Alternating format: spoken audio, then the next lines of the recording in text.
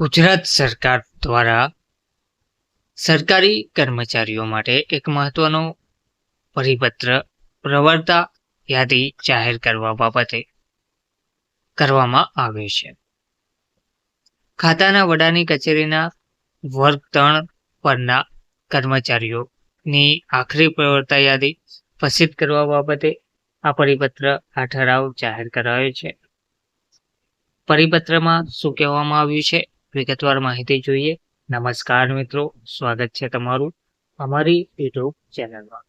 મિત્રો, સ્ટેનોગ્રાફર ખાતાના વડાના કચેરીના સ્ટેનોગ્રાફર સવર્ગ પરના રહસ્ય સચિવ ગુજરાતી સ્ટેનોગ્રાફર ગ્રેડ 1 વર્ગ 2 ની તારીખ 1/1/2026 રોજની જે આખરી પ્રવર્તા યાદી છે તે પ્રસિદ્ધ કરવામાં આવી છે. વંચાણે લીધેલ એક મુજબ વિભાગના તારીખ 3/12/2021 પરિપત્રથી ખાતાના વડાની કચેરીના રહસ્ય સચિવ ગુજરાતી સ્ટેનો ગ્રેડ 1 વર્ગ 2 સવર્ગમાં તારીખ 31/12/2020 સુધીમાં થયેલ નિમણૂકોને આવરી લેતી જેને વંચાણે લીધેલ 2ના પરિપત્રથી આખરી પ્રવર્તા યાદી તરીકે પ્રસિદ્ધ કરવામાં આવેલ છે.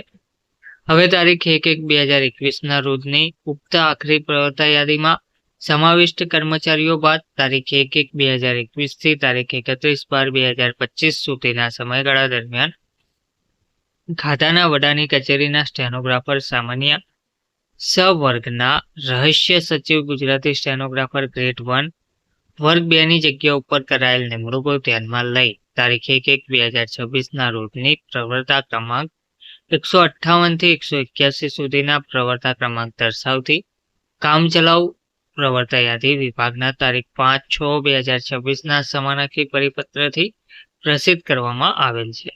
આ કામચલાઉ પ્રવર્તા યાદી સામે સંબંધિત સ્ટેનોગ્રાફર્સને જો કોઈ વાંધા સૂચનો રજૂઆત હોય તો પરિપત્ર પ્રસિદ્ધ થયા તારીખથી 30 દિવસની સમય મર્યાદામાં સંબંધિત કચેરી મારફત વાંધા સૂચનો રજૂ કરવા જણાવવામાં આવેલ હતું. જે અન્યવે મળેલ રજૂઆતોની કાળજીપૂર્વકની ચકાસણી બાદ રજૂઆત ધ્યાને લઈ આ સાથે સામેલ પત્રક પ્રવર્તા ક્રમાંક 158 થી 181 સુધીની આખરી પ્રવર્તા યાદી પ્રસિદ્ધ કરવામાં આવે છે.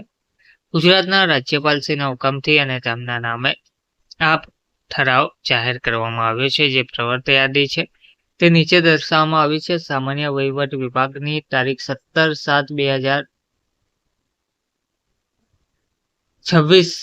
પરિપત્ર ક્રમાંક મુજબ ખાતાના વડાની કચેરીના સામાન્ય સવર્ગ પરના રહસ્ય સચિવ ગુજરાતી સ્ટેનોગ્રાફર ગ્રેડ 1 વર્ગ 2ની 1/1/2026 રોજની આખરી પ્રવર્તા યાદી જેમાં નામ, જન્મ તારીખ, હાલની ખાતાના વડાની કચેરી, નિમણૂકનો સ્ત્રોત, પ્રસ્તુત સવર્ગમાં નિમણૂકની તારીખ, નિમણૂકની સંભવ્ય તારીખ, પુનઃ નિર્ધારિત તારીખ, અનુસૂચિત જાતિ, જનજાતિ, શારીરિક લાક્ષણિક પછાત વર્ગ, આરક્ષિત વર્ગ જે કેટેગરી હોય તે અને નોંધ જણાવવામાં આવી છે. તો એકવાર લાગતા વળગતા ઉમેદવારોએ જરૂરથી આ ચેક કરી લેવા વિનંતી છે.